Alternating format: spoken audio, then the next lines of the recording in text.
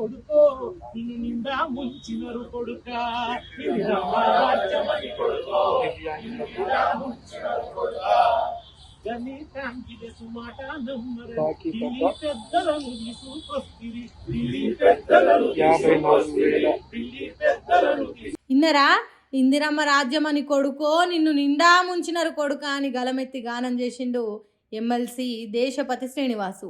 ఎన్నికలకు ముందు ఎన్నెన్ని చెప్పింది కాంగ్రెస్ పార్టీ? 420 హామీలు ఇచ్చింది. అరిచేతుల వైకుంఠం చూపెట్టినట్టు చేసింది.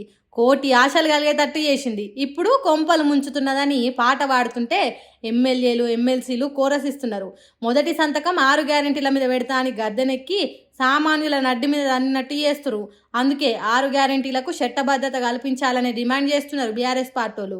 బాకీ కార్డులు చేత పట్టుకొని బరాబర్ అడుగుతామన్నట్టు అసెంబ్లీ ముంగట్కి చేరుకున్నారు.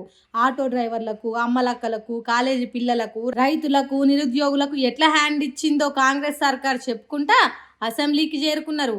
కాంగ్రెస్ బాకీ కార్డులు పట్టుకొని తిరిగిండ్రు. 6 గ్యారెంటీల గురించి పబ్లిక్ మర్చిపోయిండ్రు.